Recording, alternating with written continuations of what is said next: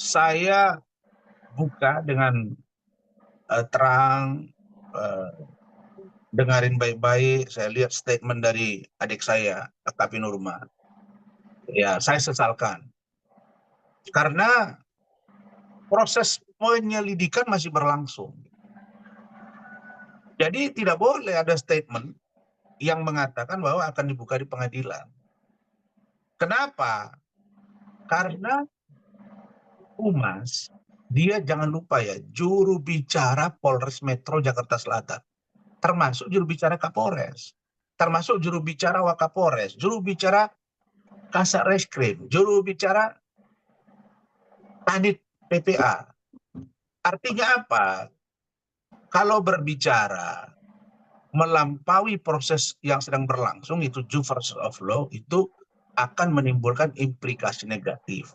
Karena itu saya ingatkan. Dan beliau sudah memahami maksud dari kata-kata saya. Ya kalau nanti terus-terusan kita anggap misalnya kebablasan dan tidak mencerminkan bahasa penyidik yang harusnya independen, malah kami duga memihak, ya tentu kami akan ambil tindakan yang saya lakukan secara internal kepada lembaga kepolisian. Saya ini kan sudah bilang kepada kalian, saya ini adalah pendukung penegakan Polri yang presisi, penegakan hukum yang benar-benar prima oleh kejaksaan, dan benar-benar penegakan hukum yang benar-benar adil, equal bagi hakim di pengadilan. Jadi ini kita benar-benar ingatkan, karena ini saya katakan sekali lagi, saya sudah ratusan kasus yang saya pegang. Kalau saya bilang ribuan itu saya bohong, karena saya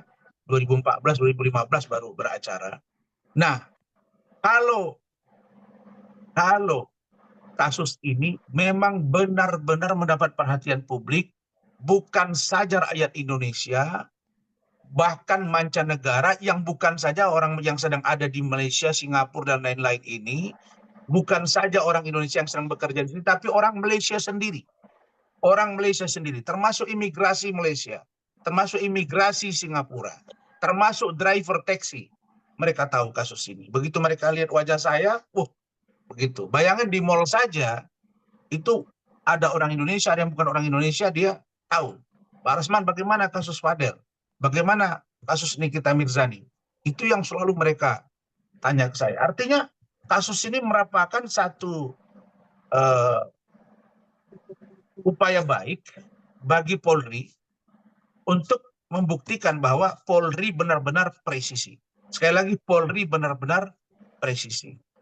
Nah, jadi kalau saya mengaitkan misalnya dengan Dennis dan lain sebagainya, saya mau katakan bahwa orang-orang yang menabur kata-kata, kemudian dia tidak dapat membuktikan. Teori hukumnya begitu kan. Anda yang menuduh, maka Anda yang mendalilkan. Anda yang mendalilkan, maka Anda yang membuktikan. Jadi kalau misalnya ada orang yang melaporkan, kemudian laporan itu ternyata tidak dapat dibuktikan, maka ada yang disebut dengan laporan fitnah pencemaran nama baik. Itulah yang juga sudah kami lakukan. Sehingga jangan ujuk-ujuk Anda yang sudah melaporkan terus percaya diri, tidak ada efek nanti setelah Anda tidak dapat membuktikan. Nah, maka saya ingatkan contoh kasus Denny. Kan Undang-Undang IT menjadi terlapor, kemudian naik sidik, kemudian menjadi tersangka. Nah, masalah hukuman itu urusan lain. Itu nanti di pengadilan. Saya kira begitu. Jadi ini peringatan untuk tidak ada orang yang boleh melakukan kata-kata yang suka-suka menghina, melaporkan, mencemarkan orang lain tanpa fakta-fakta hukum yang kuat.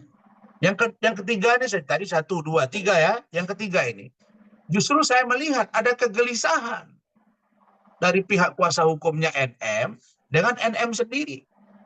Dia gelisah. Tiap hari maunya ngomong A, ngomong B, seolah-olah kuat, meyakinkan, seolah-olah kuat, meyakinkan. Bola balik itu saja.